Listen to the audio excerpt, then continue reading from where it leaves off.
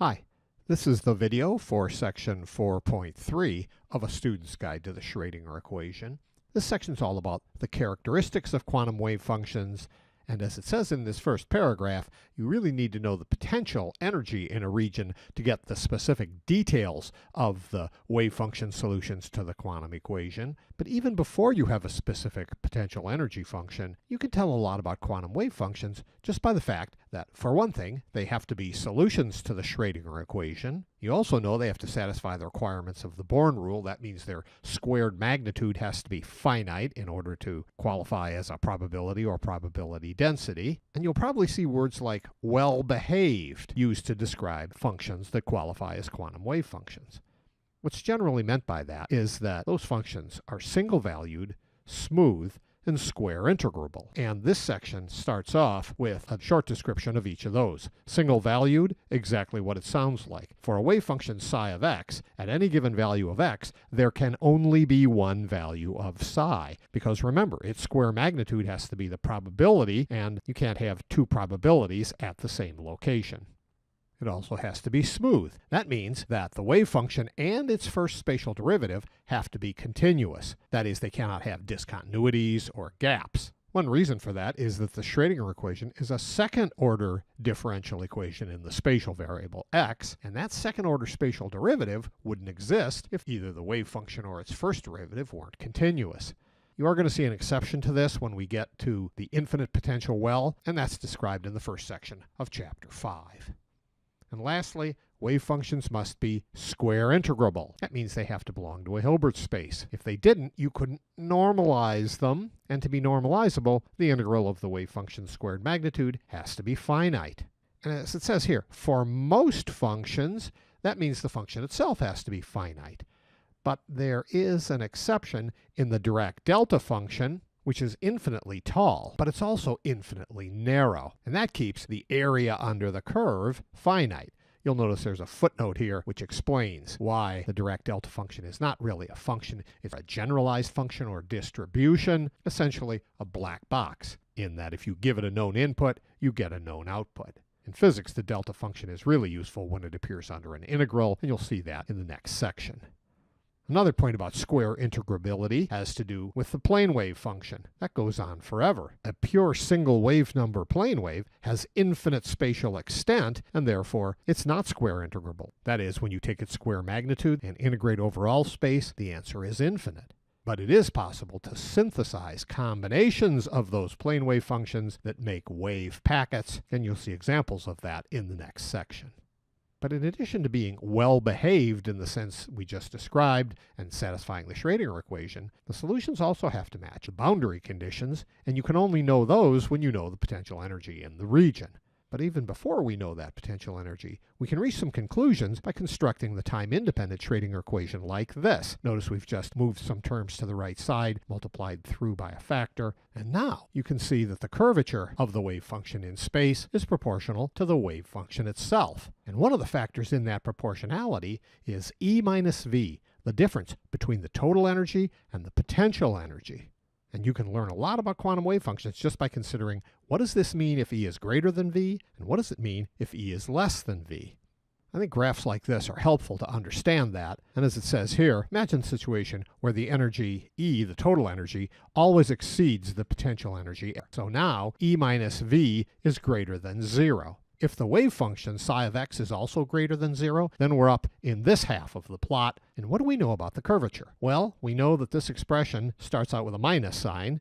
We just said that E is greater than V for this case, so that term is going to be positive. We know that psi of x is positive because we're in the top half of the graph. So we have a minus times a plus times a plus. That gives us a minus. In other words, the curvature is negative. So no matter what the slope of the function at some point, you know that it's going to be getting less positive or more negative. And in this case, we show a slope that starts out slightly positive and just becomes less and less positive and eventually goes negative. In other words, it's got to bend toward the x-axis. For it to bend away from the x-axis, the curvature would have to be positive up here. In this case, that's not true. But what if psi of x is less than 0? What if you're down here? Now we've got a negative sign for psi of x where it was positive before. We still have this minus and we still have e greater than v. When you multiply those together, you get positive. So when you're down here, the slope, whatever it starts out to be, must get less negative or more positive. In other words, it's going to bend toward the x-axis when it's below the axis. So whether you're above or below the x-axis, the wave function has to bend toward the axis. There's an explanation down here of what that means. And the bottom line is, no matter what the exact details of the potential energy function v of x are, as long as E is greater than v, the curvature is such that the wave function will continually bend toward the x-axis, and when it passes through the axis, it'll bend the other way. So in other words, it will oscillate as a function of position. A little bit later, we're going to talk about how fast it oscillates, that is, how quickly it changes over distance, and what the amplitude of those oscillations are. But before we get to that, think about a region in which the total energy is less than the potential energy. So E minus V is negative.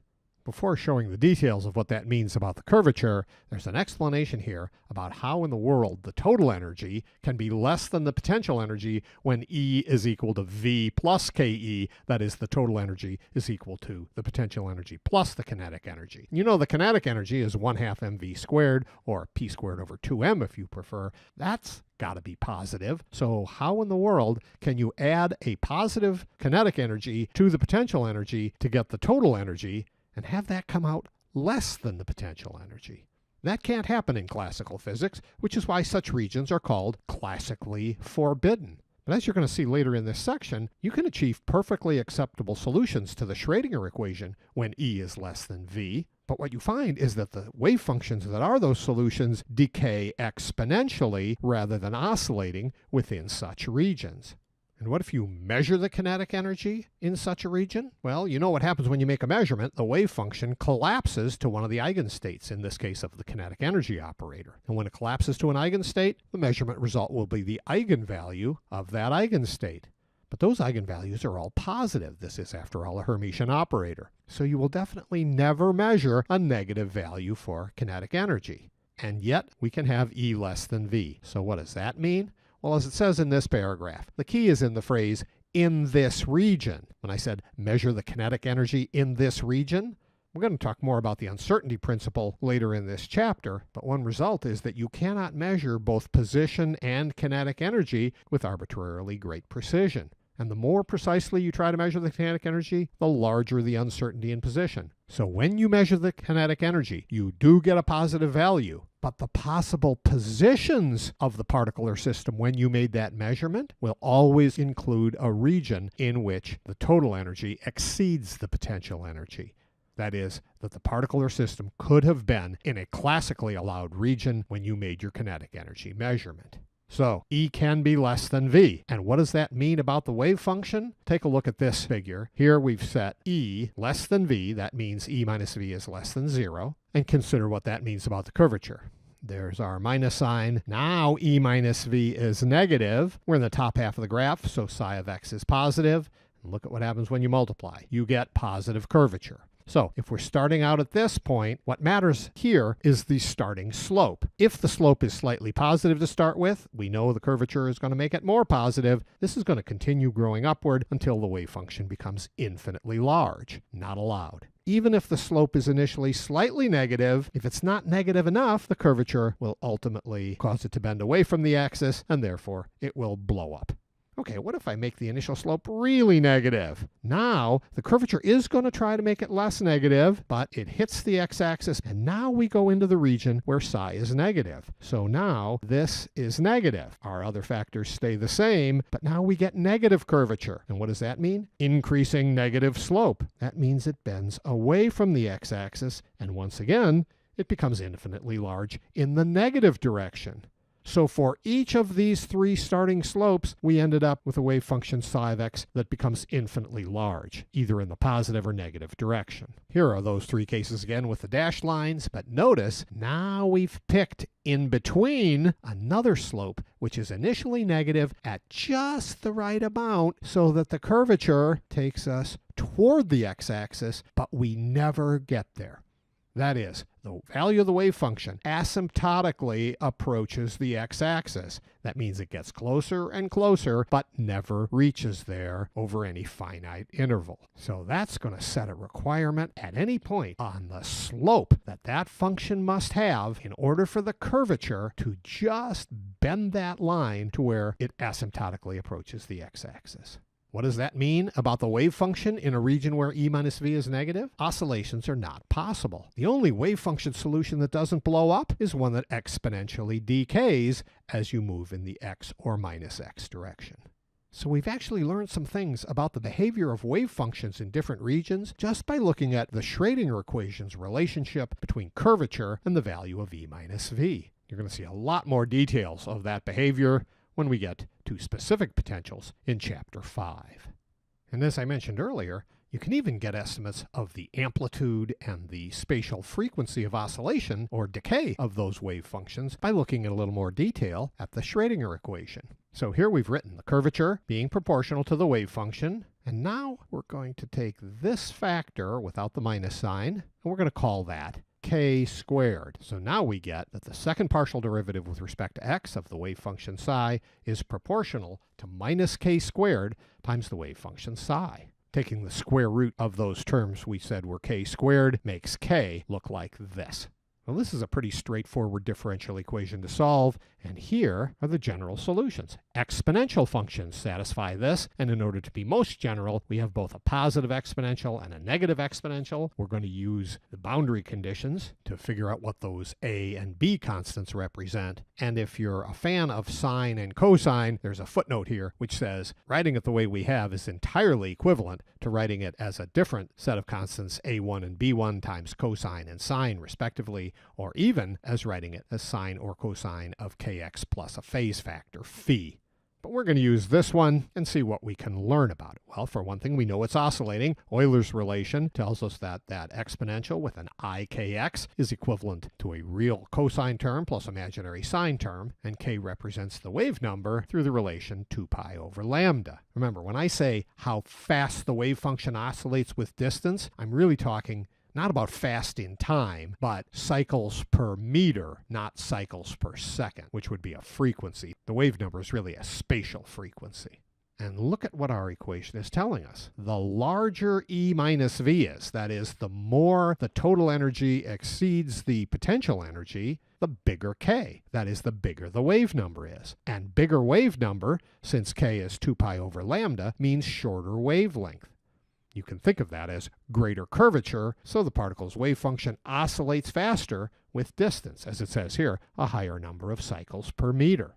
So you know that big E minus V means shorter wavelength, and you can also say something about the amplitude as explained here. If you want to see the details of the mathematics, there's a problem about this at the end of this chapter, but as it says here, if you use equation 410 and write out the wave function and its first spatial derivative, say on two sides of a boundary with different values of E minus V, when you make the wave function and its derivative continuous across there, you learn that larger E minus V, which means larger K and shorter wavelength, also means smaller amplitude than the wave function on the opposite side. You'll see an example of that in just a minute. But before we get to that, you should also think about the case where the potential energy exceeds the total energy in the classically forbidden regions. Now the Schrödinger equation looks like this, and we're going to take this factor with the minus sign and call that kappa. Notice what I've done here when I take the square root is I've taken this minus sign and moved it inside to reverse the order of E and V. So here we have a second order differential equation in which d squared psi dx squared is equal to positive kappa squared psi, and when you solve that equation, you get these functions. Notice, no imaginary unit in the exponentials. That means these are not oscillating solutions. These are not sines and cosines as they were in the previous case. You can learn a little bit about how these behave by just thinking about the region in which x goes to infinity in the positive direction. If that happens, then this term becomes infinitely large. So to avoid that happening, in regions of positive x, then c must be 0. So in a region of positive x, this is the solution to the Schrödinger equation. Okay, let's clean this up a little bit. and ask what happens when x is negative. If x is negative, this term is going to become infinitely large as x goes to big values, unless d is 0. So therefore, in regions of negative x, only this term is allowed. So in regions of positive x, the wave function is decaying exponentially, and in regions of negative x, it's also decaying exponentially. Remember, if x is negative, this is exponential decay as well. So that's why we say, in classically forbidden regions, the wave function must decay exponentially.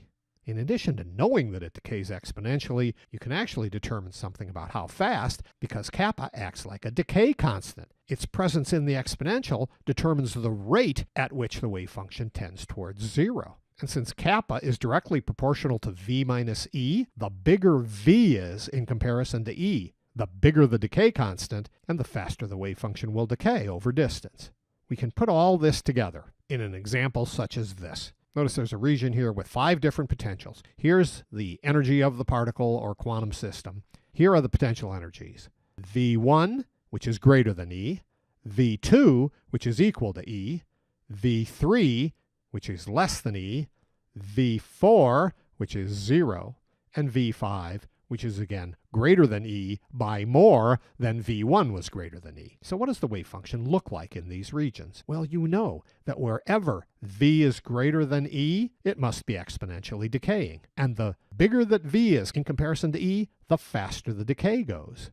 So here's the exponential decay on that end, here's the exponential decay on this end, and this must be faster decay than this, because there's greater difference between V and E in V5 than in V1. Now let's look at the classically allowed regions, a little bit of a cleanup here. And notice in this region, where the potential energy equals the total energy, the curvature is 0. V minus E is 0, so the curvature is 0. It's a straight line there. And where V is less than E, in this case by a small amount, there's some value of curvature and some amplitude. But when E minus V is greater, that is when V gets smaller, you have greater curvature and smaller amplitude. There's greater curvature and there's smaller amplitude until you match up with the exponentially decaying region at V5. Of course, this looks like a pretty artificial example, but this is an example of a piecewise constant potential, and it's actually quite helpful in understanding the behavior of quantum wave functions. And if you study quantum at an intermediate or advanced level, you'll see that these piecewise constant potentials can actually be quite useful for simulating continuously varying potential. So this describes what I just went through, and the final paragraph of this section points out that this particle is in a bound state. That is, since it decays exponentially on the left and on the right, you know you're going to find it within the middle region in this example. And as you're going to see in Chapter 5, particles in bound states have a discrete spectrum of allowed energies, unlike the continuous energy spectrum of free particles. All right. The next section is going to be all about Fourier theory and how you can make quantum wave packets. So that's it for this section.